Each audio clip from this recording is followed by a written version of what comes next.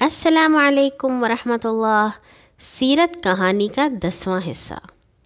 پیارے ساتھیوں، کل ہم نے سنا تھا کہ ہجرت کے دوسرے سال کافروں کی شرارت کی وجہ سے ایک جنگ بدر کے میدان میں ہوئی، جس میں اللہ تعالیٰ نے مسلمانوں کو فتح دی اور کافروں کو بہت نقصان اٹھانا پڑا۔ مگر اس کے بعد کافروں کا غصہ ختم نہیں ہوا تھا اور وہ پھر سے ایک جنگ کے لیے تیاری کرنا شروع ہو گئے۔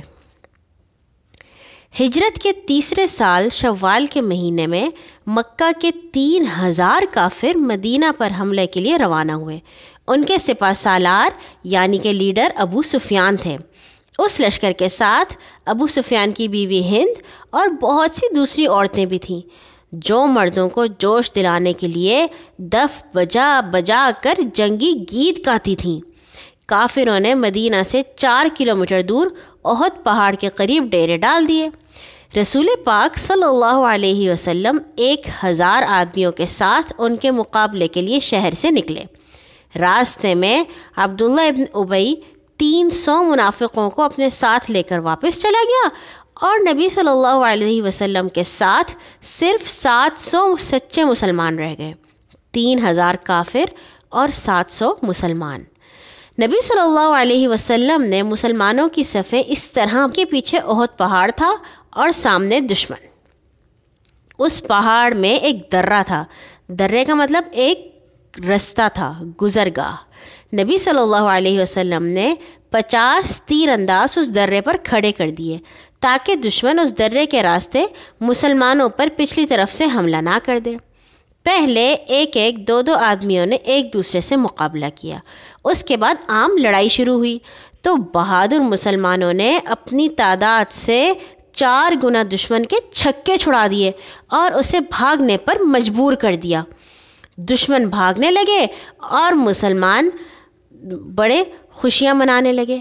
اب جو درے یعنی اس رستے گزرگاہ پر تیر انداز کھڑے تھے، انہوں نے سوچا کہ یہاں کھڑے رہنے کا کیا فائدہ، ہم تو جیت گئے۔ چنانچہ ان میں سے بہت سے آدمی درے سے ہٹ گئے۔ یہ دیکھ کر کافروں کے ایک بہادر گھڑ سوار دستے نے خالد بن ولید کی سرداری میں درے میں سے گزر کر مسلمانوں پر پیچھے سے حملہ کر دیا، جو بھاگ جانے والے دشمنوں کا مال جمع کر رہے تھے۔ قریش کے جو آدمی بھاگے جا رہے تھے اب وہ بھی پلٹ پڑے اور بہت سے مسلمانوں کو شہید کر ڈالا۔ اس اچانک حملے سے سوائے چند ایک کے باقی سب مسلمان ادھر ادھر بکھر گئے۔ رسول پاک صلی اللہ علیہ وسلم کے پیارے چچا حضرت حمزہ بڑی بہادری سے لڑ رہے تھے کہ وحشی نام کے ایک حبشی غلام نے قریش سے انعام لینے کے لالچ میں گھات لگا کر ان پر اپنا نیزہ پھینکا، جس سے وہ شہید ہو گئے۔ بدر کی لڑائی میں ہند کا یعنی ابو سفیان کی بیوی کا باپ، بھائی اور چچا مارے گئے تھے۔ اس نے اپنا دل ٹھنڈا کرنے کے لیے حضرت حمزہ کے کان ناک کاٹ کر ان کا ہار بنا لیا اور گلے میں پہن لیا۔ پھر ان کا پیٹ چاک کر کے کلیجہ نکالا اور چبا کر تھوک دیا۔ ایک کافر نے رسول صلی اللہ علیہ وسلم پر پتھر پھینکا، جس سے آپ کے 2 دانت شہید ہو گئے۔ ایک اور کافر نے تلوار کا وار کر کے نبی صلی اللہ علیہ وسلم کو زخمی بھی کر دیا۔ اس موقع پر بہت سے مسلمانوں نے نبی صلی اللہ علیہ وسلم پر اپنی جانیں قربان کر دیں۔ اتنے میں کسی جھوٹے نے خبر اڑا دی کہ نبی صلی اللہ علیہ وسلم شہید ہو گئے ہیں۔ جو مسلمان دور تھے وہ یہ خبر سن کر سناٹے میں آ گئے، لیکن جلد ہی انہوں نے آپ کو دیکھ لیا اور سمٹ کر آپ کے گرد جمع ہو گئے۔ پھر آپ کو ساتھ لے کر پہاڑ کی چوٹی پر چڑھ گئے۔ کافروں نے بھی پہاڑ پر چڑھنا چاہا، لیکن مسلمانوں نے پتھر لڑکا لڑکا کر انہیں بھگا دیا۔ اس لڑائی میں 70 مسلمان شہید ہوئے۔ ان میں انصار 67 اور 4 مہاجر تھے۔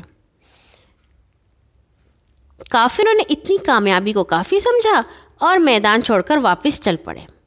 دوسرے دن مسلمانوں نے 8 میل تک ان کا پیچھا کیا، لیکن وہ بھاگ گئے۔ آپ صلی اللہ علیہ وسلم نے لڑائی میں شہید ہونے والے مسلمانوں کو احد کے میدان ہی میں دفن کیا اور پھر واپس مدینہ تشریف لے آئے۔ اتنی زیادہ تعداد میں مسلمانوں کی شہادت سے آپ کو صدمہ تو بہت ہوا، لیکن آپ نے صبر سے کام لیا اور قریش کی ہدایت کے لیے دعا کی۔ احد کی لڑائی کے کچھ عرصے بعد قبیلہ یعزل اور قبیلہ قارہ کے چند لوگ مدینہ آئے اور نبی صلی اللہ علیہ وسلم سے مل کر کہا کہ ہمارے قبیلے نے اسلام قبول کر لیا ہے، آپ چند مسلمانوں کو ہمارے ساتھ کر دیجئے جو ہمارے قبیلے کو اسلام کی باتیں سکھائیں۔ نبی صلی اللہ علیہ وسلم نے اپنے 10 پیارے ساتھی یعنی کہ صحابہ ان کے ساتھ کر دیے۔ جب یہ اصحاب رجیع کے مقام پر پہنچے تو قبیلہ لحیان کے 200 تیر چلانے والوں نے ان کو گھیر لیا۔ مسلمانوں نے مقابلہ کیا لیکن 2 کے سوا سب شہید ہو گئے۔ یہ 2 حضرت خبیب بن عدی انصاری اور حضرت زید بن دثنہ انصاری تھے۔ غدار کافروں نے ان دونوں کو مکہ لے جا کر قریش کے ہاتھ بیچ ڈالا۔ قریش نے کچھ مدت ان کو قید رکھا اور پھر بڑی بے رحمی سے دونوں کو سولی پر چڑھا کر شہید کر دیا۔ دونوں نے سولی پر چڑھنے سے پہلے 2 رکعت نماز بھی ادا کی۔ قریش نے حضرت خبیب سے پوچھا، تم کو خدا کی قسم سچ سچ بتاؤ، کیا تم پسند کرو گے کہ تمہاری بجائے محمد کو قتل کر دیا جائے؟ انہوں نے فوراً کہا، خدا کی قسم میں تو یہ بھی برداشت نہیں کر سکتا کہ محمد صلی اللہ علیہ وسلم کے پاؤں میں کانٹا چبھے اور میں گھر میں بیٹھا رہوں۔ ابو سفیان نے حضرت زید سے بھی ایسا ہی سوال کیا۔ انہوں نے بھی وہی جواب دیا جو حضرت خبیب رضی اللہ تعالیٰ عنہ نے دیا تھا۔ ہجرت کے 4تھے سال صفر کے مہینے میں ایسا ہی دردناک ایک اور واقعہ پیش آیا۔ وہ یہ کہ قبیلہ کلاب کا ایک رئیس ابو برا رسول پاک کی خدمت میں حاضر ہوا اور نبی صلی اللہ علیہ وسلم سے درخواست کی کہ اپنے کچھ ساتھی میرے ساتھ بھیجیں تاکہ وہ میری قوم میں جا کر اسلام پھیلائیں، ان کی حفاظت میرے ذمہ ہے۔ نبی صلی اللہ علیہ وسلم نے اپنے 70 پیارے ساتھیوں کو ان کے ساتھ کر دیا۔ ان میں بہت سے قرآن پاک کے حافظ بھی تھے۔ یہ اصحاب بنو سلیم کے علاقے معونہ نام کے کنویں کے پاس پہنچے تو ایک نجدی قبیلہ بنو عامر کے سردار طفیل بن عامر نے ایک کے سوا سب کو گھیر کر شہید کر دیا۔ بچ جانے والے صحابی حضرت عامر بن امیہ تھے۔ انہوں نے مدینہ پہنچ کر آپ کو اس دردناک واقعے کی اطلاع دی۔ مدینہ سے تقریباً 100 کلومیٹر دور جنوب مغرب میں مریسیہ نام کا ایک چشمہ تھا جس کے قریب قبیلہ خزاعہ کی ایک شاخ بنو مستلق آباد تھی۔ رجب 5 ہجری میں رسول پاک صلی اللہ علیہ وسلم کو اطلاع ملی کہ بنو مستلق کا سردار حارث ابن ابی زرار مدینہ پر حملہ کرنے کی تیاری کر رہا ہے۔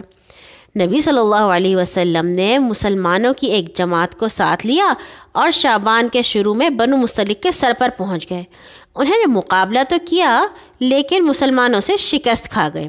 ان کے 11 آدمی مارے گئے اور 600 مسلمانوں کے ہاتھ قید ہو گئے۔ ان میں حارث یعنی ان کے سردار کی بیٹی جویریہ بھی تھیں۔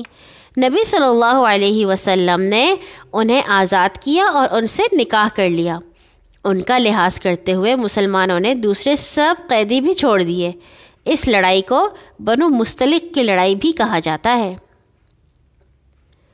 اچھا بچوں، کل ہم آئیں گے خندق کی لڑائی کے ساتھ۔ اللہ تعالی ہمیشہ آپ کو سنت پہ چلنے کی توفیق عطا فرمائے۔